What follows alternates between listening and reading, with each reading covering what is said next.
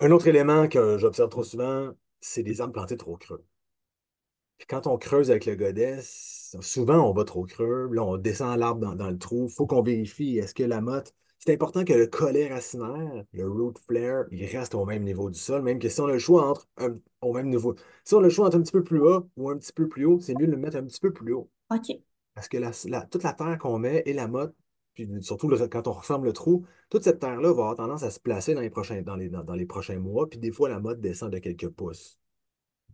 Mais ça, c'est super important parce que là, on se retrouve avec une portion du tronc de l'arbre qui se retrouve dans des conditions d'humidité constantes. Ah ouais, non. Ça va faire pourrir l'écorce. Puis là, l'écorce, c'est là que la vie se trouve, l'écorce. C'est là que tous les tissus vivants, le flot de sève, les tissus vasculaires. C'est important que l'écorce d'arbre demeure à l'air libre, au sec. Une autre erreur commune que je vois, c'est vraiment lors de la plantation, on n'ouvre pas le panier de broche. Là, on parle de plantation d'arbres de calibre, donc qui viennent souvent Ouais. dans un panier de broche, enroulé de jute avec des cordages qui sont fixés au tronc. Même des fois, le cordage au tronc n'est pas enlevé, là. On plante un arbre pour qu'il pousse, pour qu'il grandisse. C'est évident que le cordage au tronc va venir à le girdler, Mhm. à étrangler l'écorce sur le tronc, mais aussi le panier de broche. Il faut que les racines puissent sortir, les racines du moins du haut de la motte, puissent sortir pour se développer de manière radiale pour assurer l'ancrage de l'arbre.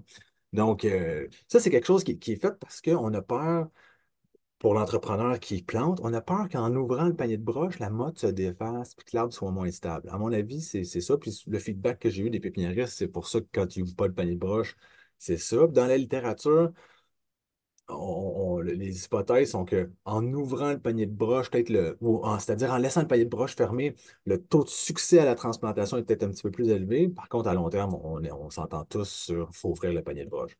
Pour éviter aussi le phénomène de racines cerclantes, parce que Mhm. les racines vont continuer à tourner en rond si on n'ouvre pas le panier de broche, puis ça aussi, ça peut étrangler le tronc. Selon les normes du BNQ, Mélodie, je ne sais pas si tu es familière avec le BNQ. Oui, un peu, mais pour les gens qui nous écoutent, peut-être expliquer un peu c'est quoi? BNQ pour Bureau de normalisation du Québec, c'est un, un groupe d'experts qui ont développé des devis techniques pour aider les petites villes qui n'ont pas nécessairement l'expertise dans tous les domaines, d'aller chercher des documents ou comment bien faire les choses, de quelle manière on veut octroyer nos contrats. Dans le BNQ, ce qu'on demande, ce qui a été établi, c'est qu'on ouvre la première portion de la motte, on coupe la broche, on retire la jute. On ne se bat pas nécessairement avec la broche en dessous de la motte, parce que ce serait vraiment difficile, là, hein. Ces arbres-là, ça pèse 800-900 livres, c'est tenu avec une petite excavatrice. Mais c'est comme ça qu'il faudrait procéder, c'est en coupant au moins la portion supérieure de la motte. Mhm. De la broche, c'est-à-dire Oui. autour de la motte. Ça, c'est la bonne façon de faire. Un autre conseil que j'ai à donner aux municipalités, surveillez ou faites surveiller vos travaux de plantation.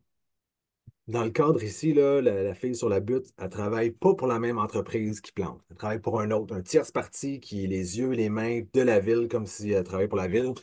Puis elle s'assure qu'à chaque arbre, ça correspond au plan mètre. Donc, c'est bien un orme dans le trou qu'on voulait un orme. Donc, tu sais, parce qu'il peut arriver des erreurs, là, hein. Il s'assure que chaque arbre est planté à la bonne profondeur. S'assure que chaque arbre, le panier de broche a été ouvert, la jute a été retirée. Chaque arbre, il ne s'est pas fait abîmer dans le transport, sinon elle peut le déclasser, elle peut le Mhm. refuser. Puis là, il ne sera même pas planté, fait qu'on tu sais, on l'a identifié au bon moment. Puis elle est aussi là aussi pour prendre une décision de quand on creuse, si on rencontre trop de gravier, c'est le temps d'améliorer le sol. Ouais. Fait qu'elle fait tout ça, elle. Puis là, la municipalité, elle, qui a plusieurs projets en même temps, ça ne fait que surveiller la base de données, qui en temps réel, ça fait populer des données. Puis là, elle peut tout de suite intervenir. Plutôt que des fois, on donne un contrat, une fois qu'on a envoyé le PO, des Mhm. fois, on revoit les arbres, ça fait 3 semaines qu'ils ont été plantés, l'entrepreneur a déjà eu le temps de facturer, le contrat est quasiment bouclé, puis là, tu réalises qu'il y a eu des erreurs. Puis surtout, tu n'étais pas là, lors de la plantation. Est-ce que le panier de broche a été ouvert? Est-ce que l'arbre a été planté trop creux? Mais les gars, ils ne voulaient pas perdre le temps de le relever, remettre de la terre, tu sais. Puis là, c'est nos arbres, c'est notre infrastructure qu'on essaye de croître pour dans 20 ans. Ça, c'est si on est chanceux dans 20 ans. Tu sais, fait que nous, on veut prendre ça au sérieux, là. Puis tantôt, je parlais de gravier. Mhm. Le sol en ville, c'est Ah pas un oui. beau, un beau sol comme en forêt, là, hein. Faut comprendre que le sol, souvent, on a construit une infrastructure Puis ensuite, on a rajouté un petit peu de topsoil puis de la pelouse, là. Ouais. Fait que c'est l'occasion, c'est à peu près le seul moment dans la vie d'un arbre où il y a un camion avec du sol pas bon, puis un autre beau camion plein de terre à jardin. C'est le moment là, de prendre une coupe de bucket de scrap, puis de mettre une coupe de bucket de belle terre pour améliorer là, les conditions de vie de l'arbre pour les années à venir. C'est vraiment le bon moment de le faire, ça. Fait que c'est un autre conseil que j'ai, c'est d'amender le sol.